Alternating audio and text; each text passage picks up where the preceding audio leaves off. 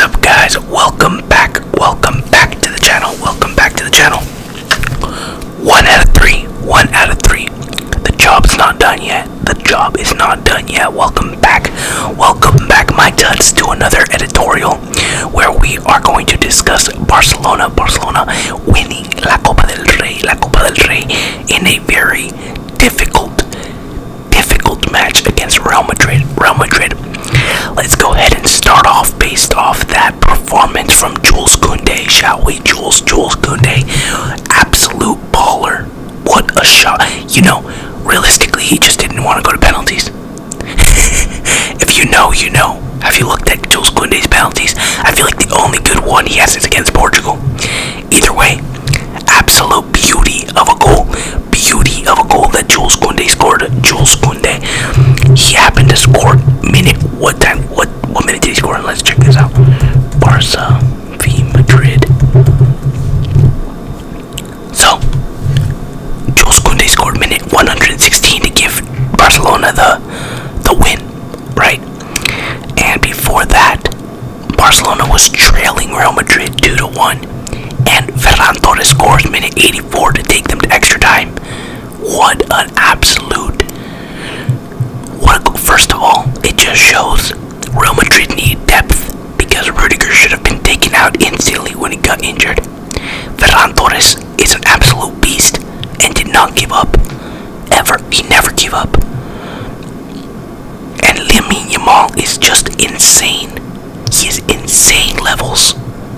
He knew what he was going to do with that ball as soon as he received the pass. He got it and he knew instantly where Ferran Torres was going to be. Oh my. And then Courtois does not help Real Madrid at all. Courtois has just had a terrible season. He's been too much of a talker. He's been yapping too much. He needs to focus on being a goalkeeper. He's a good goalkeeper, but he needs to focus on not getting injured. Focus on his health, Tchouameni scored, celebrated like they had already won. Mbappe scored his first free kick. I'll applaud him that. I'll give him that. Mbappe came on and it looked like Real Madrid had a chance. Mbappe, Guller, they both looked like they wanted this thing for Real Madrid, but overall, too many mistakes from them, and Barcelona just took advantage, like Brahim Diaz being asleep, waiting for the ball, instead of going towards the ball. Modric sends him the ball, and Koundé just beats him for that third goal, and that was a beautiful moment. I was actually at the aquarium watching the game. I was like on my phone, looking at the sea otters, and then Koundé scores the banger. Absolute beautiful.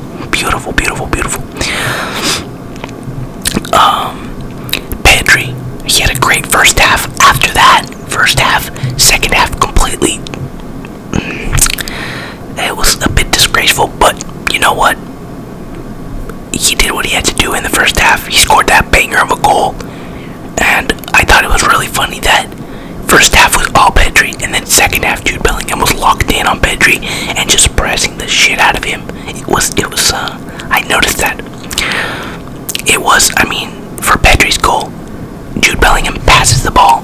Kubarsi intercepts it, gives it to Pedri. Pedri to Lamine. Lamine dribbles down, finds Pedri again. Pedri bangs it in, and in the highlight you can see Jude Bellingham completely emotes. He's just like, for a cool minute, and then he stands still, lets Pedri hustle down and get the shot. So if Jude Bellingham would have been back on Pedri, like how he was in the second half, game is completely different, not gonna lie. And then we have red cards for Antonio Rudiger, Lucas Vazquez, and Jude Bellingham. All of them at the end of the game. All of them got a red card at the end of the game. Too much going on, too much craziness. But like I said, it was completely disastrous from Real Madrid not having depth. When Antonio Rudiger gets injured, he should have been taken out instantly.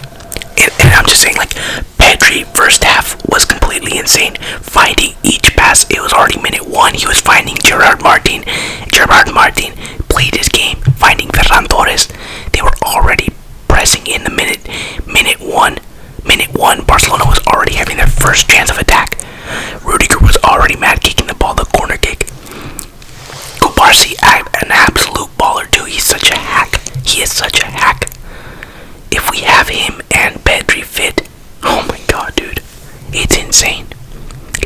what Barcelona can do.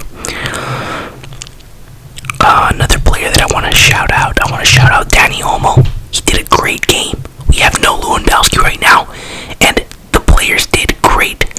No striker. I mean, it showed a little bit because we weren't able to finish them off, but overall we won the game. Dani Olmo played great. He got fouled a lot of times. And I know for a fact he was pissed when he got subbed off because Rafinha missed a couple of sitters.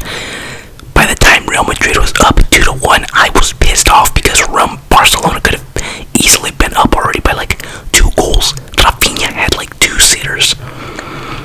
And Dani Olmo gets taken off. He's pissed because he feels like he probably should have stayed on.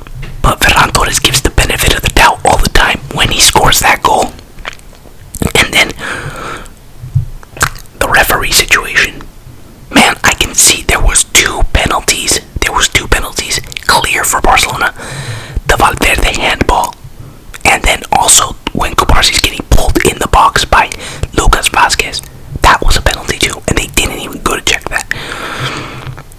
Overall, the referee tried to help Real Madrid as much as he could. But it didn't help at all, you know? I mean, that was a real good dive from Rafinha in the penalty box, but he does say, I didn't try to dive. He says not that I didn't try to dive, I didn't ask for a penalty, but he still got a yellow card for stimulation. But yeah, absolute, what a game. I just keep thinking about that Pedri goal. Lamine Yamal has like 5 players on him when he cuts inside. They're all distracted on him. They think he's gonna shoot, and they left Pedri wide open. And then the fact that Jude Bellingham is the one that messes up on the way to the goal, it was just insane. One of my favorite parts of the game, actually. Was when De Jong pulls Mbappe for the free kick goal. De Jong pulls Mbappe, and Real Madrid is pissed. They want the red card for De Jong. They're like, nah, come on, give him the red. First of all, he's not the last man, so relax. Yeah, he was not the last man. And it was just insane. He timed it perfectly right before the penalty box. He was like, if I have to do it, I have to do it now. And so that was beautiful. I loved that. And then also at the end, the penalty that's offside on Mbappe. That Gavi commits a penalty on Mbappe, but he's offside, so it doesn't matter. That was insane too.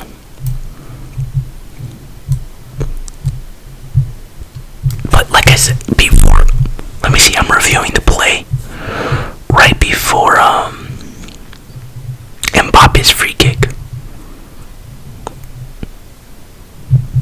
Real Madrid were just pressing. It really looked like Real Madrid were on top.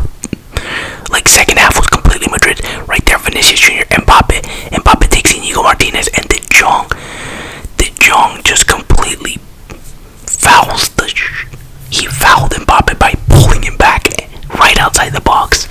That was insane. I can't believe they didn't let Modric take it either. They were like, and then nobody else. They really let Mbappe take it. Szczesny was too worried about setting up the wall on his left-hand side that he left his near post completely open. Wow, that was dangerous.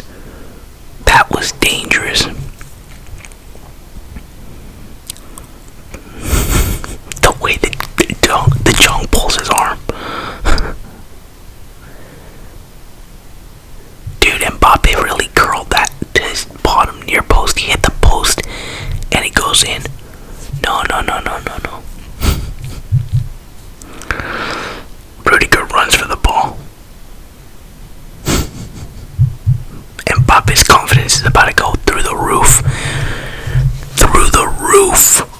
With that free kick. Goller is a good set piece taker.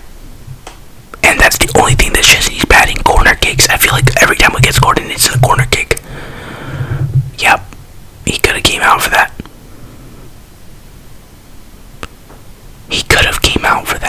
needs to scream. He needs to scream and come out for that. He stays still and he waits for whoever headers the ball. Come on now. You need to lock in, Chesney. You need to lock in, mate. Courtois, absolute keeper in this game. The only mistake he had was in that Ferran Torres goal. He completely came out of his line. Who asked the keeper to come out? Who was pressing Y?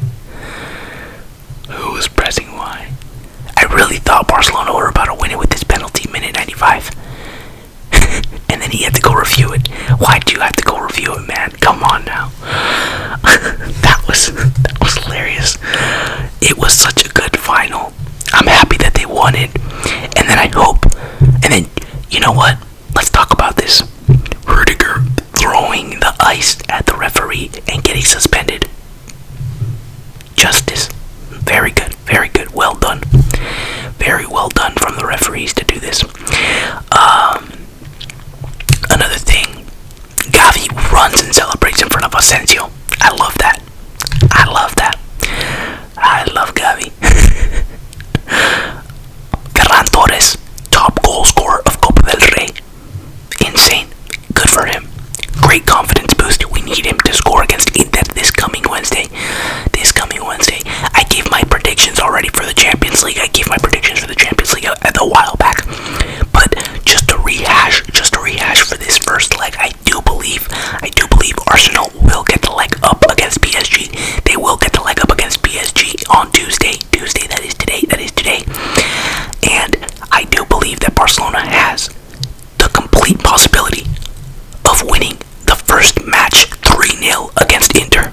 I'm putting it out there, manifesting a 3-0 win for Barcelona. And if not 3-0, 3-1, because rival watch Inter has been completely ass, and I don't know if they're doing this to mentally trick us that they're ass, or they're completely focused on the Champions League, or these guys are just ass. So let me know what you guys think in the comments down below. And I think that's about it. Let me throw some flowers to Jude Bellingham. Second half, you did great. Even though the first Barcelona goal was completely your fault, and you could have changed that. Vinicius Jr., good thing you didn't win the Ballon d'Oro. You and Mbappe, there was a bunch of plays where your selfish egos took over, and you guys didn't know that you guys were going to pass the ball. So De Jong and Kubarsi and Inigo were all able to read you guys. Koundé, you're a beautiful right back.